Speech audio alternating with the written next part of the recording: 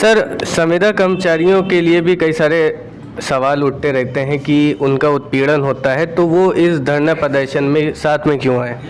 देखिए, जो संविदा कर्मचारी हैं वो हमारे विभाग का एक अभिन्न अंग है, वो हमसे अलग नहीं है।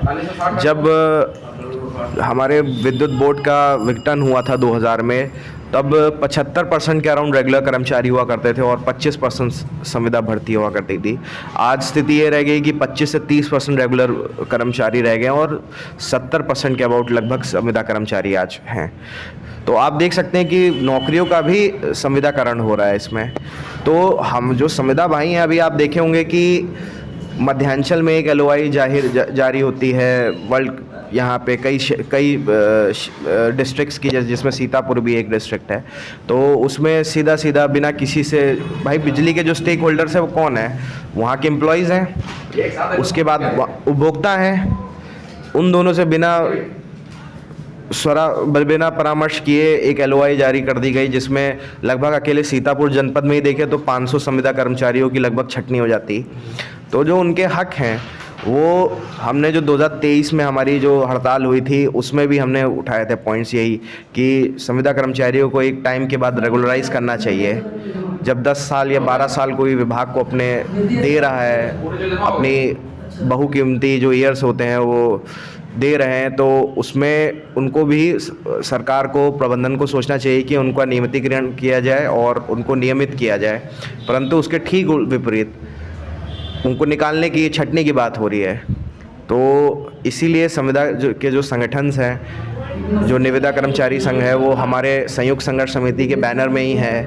उन्होंने पूरा सपोर्ट दिया है हमें और वो हमारे इस आंदोलन में, इस विरोध सब प्रदर्शन में हमारे साथ हैं, क्योंकि उनको पता है कि आज निजीकरण अगर होता है तो जो उनकी डिमांड्स हैं वो सरकार से हैं। जब सरकार इस विभाग को चलाएगी नहीं तो वो डिमांड्स किससे करेंगे? उनकी स्थिति तो बद से बदतर होती जाएगी।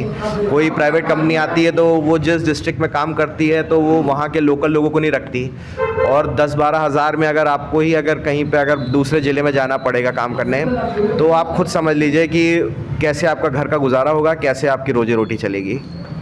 सर एक और सवाल है आपसे कि जैसा कि बोला जाता है संविदा कर्मचारियों के द्वारा कि हम उनके संगठन में, उनके जो बुलावा होता है आंदोलन का, तो वो लोग पहुंचते हैं सभी संविदा कर्मचारी, लेकिन जब उनका कोई धरना प्रदर्शन होता है तो उनका सपोर्ट नहीं किया जाता है। कोई भी सरकारी कर्मचारी, चाहे वो JE हो, चाहे वो TG2 हो, चाहे अपर लेवल के अधिकारी हों, वो उनके धरना प्रदर्शन को सपोर्ट नहीं करते हैं, वो कार्य बहिष्कार नहीं करते हैं।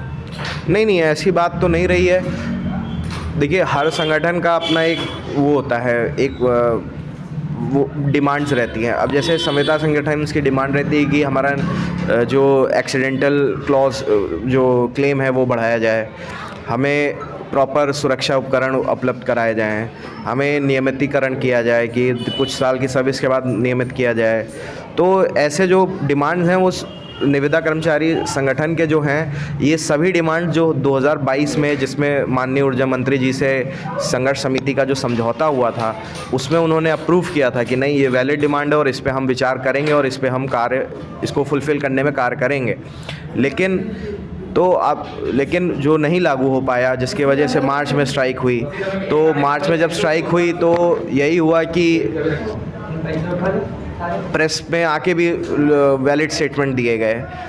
तो आप देखिए कि हमारे जो डिमांड्स हैं, जो संघर्ष समिति के हमेशा डिमांड्स हैं, उसमें ज़्यादा पॉइंट्स संविदा को बेनिफिट करने के लिए है, क्योंकि जो सबसे ज़्यादा मेहनत करता है, जो सबसे ज़्यादा काम करते हैं, वो संविदा संगठन के जो मेंबर्स हैं, जो संविदा हैं हमारे स्टाफ, वो करते हैं।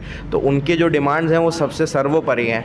पर जब एक होता है संगठन का एक्टिविटी होती है, तो जब वो जाते हैं अपनी पर्सनल डिमांड्स, जैसे अगर AE संगठन जा रहा है अपनी डिमांड्स के लिए, अभियंता संघ या JE संगठन जा रहा है अपनी डिमांड्स के लिए, तो पहले वो डिमांड्स अपने बैनर तले लेके करते हैं, जिसमें संघर्ष समिति जो है वो पूर्ण रूप से सहयोग करती है।